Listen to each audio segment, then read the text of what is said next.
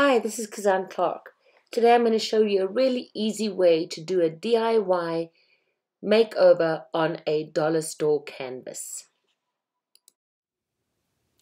Today's project, I'm going to take this dollar store canvas that literally cost $1 and I'm going to repurpose it with a lovely fall motif for the upcoming holidays. I'm going to start off by priming this canvas with a Journey gesso. I'm applying a thin layer of the gesso right on top of my canvas. I'm not too concerned about getting total even coverage because I am going to be applying a layer or two of acrylic paint right over it. Seriously, you can't mess this up, folks. It cost $1. Be mindful to paint the edges as well. So I'm just going to paint this side edge like this, as well as the top and bottom edges. This just finishes off your canvas really nicely, and it gives you a professional look when done. Okay, so now I have my gesso that's dried right on my canvas. I've got a great prime base available. Now it's time to paint my next layer. And for that, I'm using acrylic paint. And I'm going to be working with 3 colors for now. And the first one is a color called Blue Lagoon. So I just want to add a hint of black. This is black licorice. Just a little hint of that black. Not too much. The effect that I'm going for is almost like a smoky slate gray color. And then finally, I'm just going to add a little bit of this whipped cream, a little bit of white. You don't need a lot for that at all, just to lighten it up ever so slightly. There we go. All right, so I've got my paintbrush, and I'm just going to dip it in a little bit of water and start mixing that gray color that I like. So I'm going to start off with a blue. I'm just going to take a big scoop of the blue. That's that Blue Lagoon. Add it to the center over here, and I'm just going to pick up a little bit of that white just to lighten it up ever so slightly like that, and then a little bit of black, and this is just a little pinprick of black that you can see over there.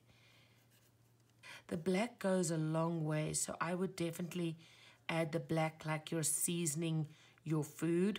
So you don't want to dump all that pepper in all at once, but just add it little drop by drop until you get the desired color that you're looking for. And I'm going to go and just apply that acrylic paint right over my gesso surface like that. My lovely blue surface is dry. I've painted the sides and the edges. So now I'm ready to start painting my image. The brush that I'm using is my larger blending brush. I like the size of this brush to create my branches. Now the trick when you're creating branches to make them look realistic is to let the brush go once you've added the paint. So I'm going to start on the left-hand side of my canvas, and I'm just going to pull the brush across my canvas and just let it go so that it ends in a natural point. So I'm going to start over here, just pull it across and let it go. So that's a pretty thin line, so I'm just going to double up on it ever so slightly, like that, to make my branch just a little bit thicker. Now we can always go back and give this 1 or 2 second coats once this is dry. And I recommend that you only give it a second coat once the first layer has dried completely, because what we do then with wet paint, if we keep going over and over it, is we're essentially pulling the paint back off the canvas instead of giving it layer for a nice rich effect. So now while that's drying, I can go ahead and add my second branch. Now I've got a little piece of white paper over here.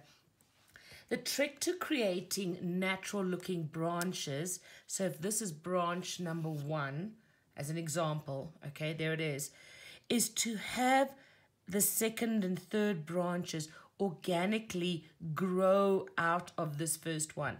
So what we want to avoid is putting these branches at right angles like this. That's not the look we're going for on this one. This is a more contemporary look.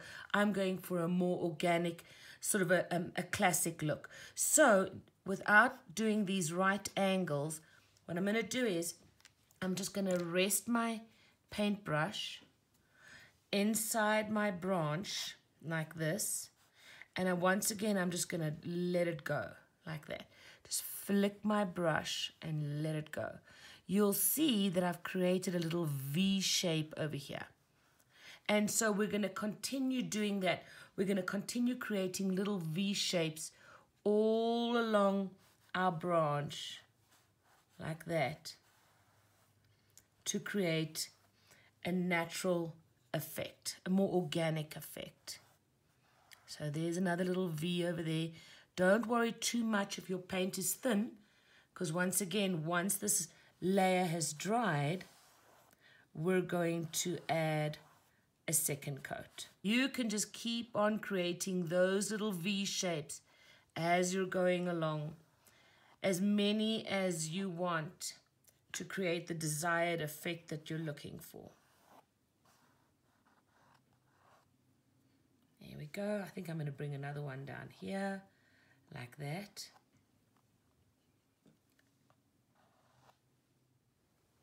Okay, so most of my branches have at least 2 coats of white paint on. Now I'm just going to come in and just give it a little bit of dimension with that beige color that I was telling you about earlier on, and it's called, in the Fun Stampers Journey catalog, Oatmeal Cookie. So with the Oatmeal Cookie, I'm just going to give myself a few little brush strokes. Not every single branch, just a few little brush strokes in some of those areas over there, just to bring in those warm, earthy colors that I'm looking for to recreate this fall canvas. So this would, the plain white or the plain whipped cream would look so cute if this was a winter scene, but right now I'm creating a fall or autumn canvas. Just keep working your canvas. This is your original work of art, and so there's actually no wrong or right way, right? You just got to look at these colors and do what looks great to you. For my fall leaves, I'm using the stamp set called Skeleton Leaf. And this is a layering stamp set. By what we mean by that is we have a base, oh, my paintbrush is wet. We have a base stamp set, and then in a contrasting color or a coordinating color, we can add texture to that base, either these little veins or a little bit more detailed on the second imprint. So my first imprint is going to be with these solid colors. I'm going to paint directly with my acrylic paint onto my stamp pad like this, okay, onto my stamp. So my leaves are going to follow the same color combination or palette as my branches. So I'm going to start off with a little bit of that whipped cream. Just apply it quite thick directly to my stamp like that. And I think I'm going to grab a little bit of oatmeal. There we go. Maybe a little bit more white like that. And I think I'm even going to pick up a little bit of that Blue Lagoon and just pull it in there like that.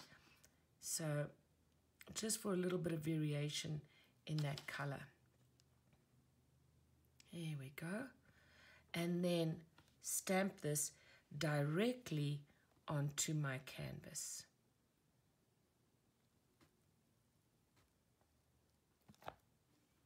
Wow, look at that.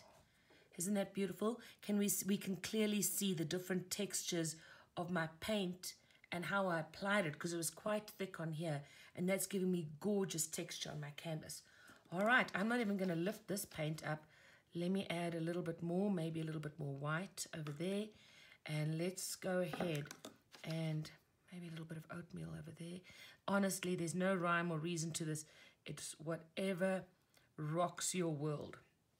Let's add another one. I'm going to turn the leaf ever so slightly. Add another one over there. Oh my gosh, that is beautiful. I'm just going to go ahead and do a couple of these leaf impressions wherever I see fit on my canvas. And I will be back in just a second with the finished results. Now you might be happy with things just the way they are, but I'm going to take this a step further and just tone down this blue background ever so slightly.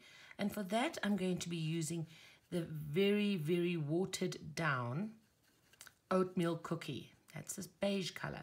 And against the blue, it's going to actually come up a little bit gold, which is ultimately the look that I'm looking for because of that fall color palette that I'm going after.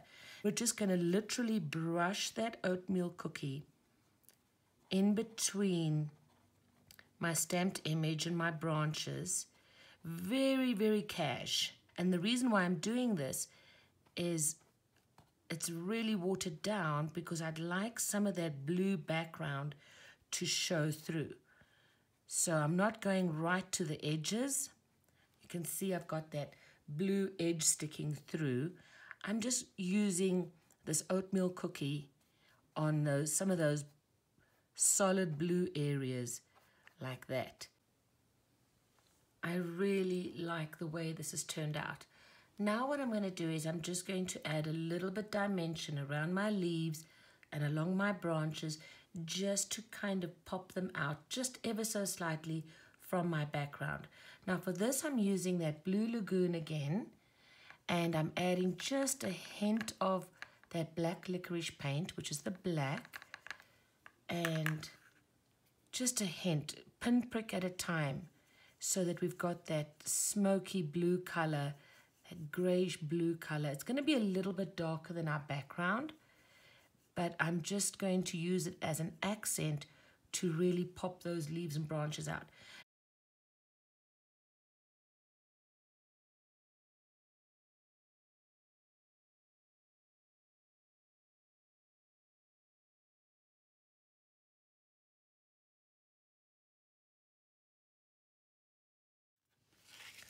I've adhered my white cardstock or whipped cream cardstock to my adhesive sheet, and on the other side I'm going to paint it a lovely fall orangey color to bring in the colors for my canvas, to bring in that little bit of fall aspect to it.